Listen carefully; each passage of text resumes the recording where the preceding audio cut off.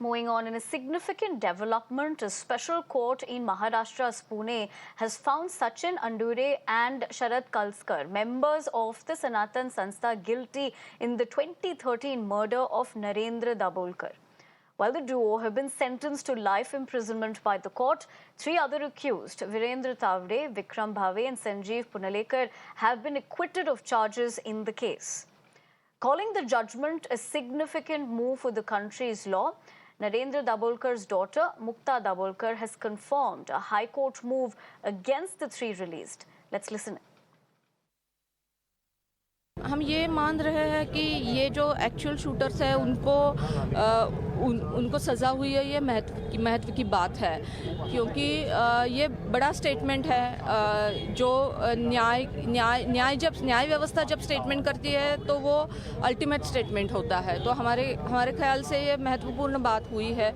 और जो बाकी के 3 लोग रिहा हुए हैं उनके बारे में हम हाई कोर्ट जाएंगे। ये केस में महत्वपूर्ण निकाल है, क्योंकि इसके जैसे और 3 कत्ल हुए हैं और ये जो आरोपी है वो 3 कत्लों में भी वो आरोपी रहे हैं। तो ये मेरे ख्याल से ये सिर्फ एक केस का निकाल नहीं था, ये एक हमारे लोकतंत्र पे खुली सोच विचार पे किए हुए हमले का विषय था और बाकी के 3 कत्लों का भी ये विषय है। तो मेरे ख्याल से न्याय व्यवस्था पे एक भारतीय नागरिक करके हम जो विश्वास रखते हैं वो सार्थ निकला है। Shweta, my colleague, joins me for more. Shweta, good afternoon. Clearly, the judgment has come through. But with a matter of fact, if you could just talk to us about the legal background of this particular case. Well, that's absolutely correct. In fact, a big verdict from Pune case, from Narendra Dabholkar murder case. What we understand is that out of 5 accused, 2 are convicted and 3 have been acquitted by the court. Now, remember, when it comes to 2 accused, those who have been convicted with the life imprisonment and penalty of 5 lakh are Sharad Kalskar as well as Sachin Andure. Now, remaining 3 have been acquitted: Virendra Singh Tavde, Vikram Bhave and Sanjeev Punalekar. Now, remember, in this entire case, what we understand is that in August 2013, Narendra Dabholkar, who was known to be a rationalist, a social activist, was shot dead during morning walk in 2013. After which the Pune police took over the case, but in 2014, CBI, the case was handed over to CBI, and after that, CBI took over the case.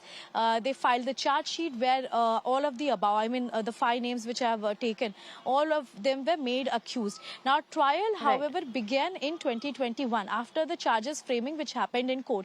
From 2021 to 2024, in 3 years of trial, today was the big judgment day.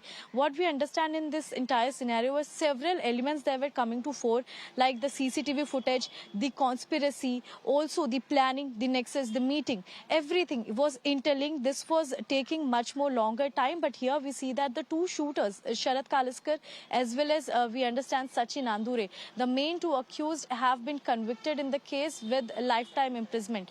Now, just a short while back, we also heard a daughter of Narendra Dabholkar, Mukta Dabholkar, stating that the rest of the 3 who have been acquitted in the case, she will reach to Bombay High Court challenging the acquisition of the 3 accused. But here what we understand is that ever since this matter raked up in 2013, this was one of the sensational matters, and it's been 11 years, and this was always into the ideology battle, what we understand. And this was one of the cases in India where we have seen that the ideology battle took a criminal turn, I can say. And here, big judgment that has come from Pune court, where 2 have been convicted in the case, but rest of the 3 have been acquitted. The family of Mr. Narendra Dabholkar will be reaching to Bombay High Court, again challenging the acquisition of the 3 accused. But meanwhile, what we also understand is that the 2 shooters, apart from Sachin Andure and Sharad Kalskar, 3 have been acquitted in the case. However, it's been seen that the major portion of them,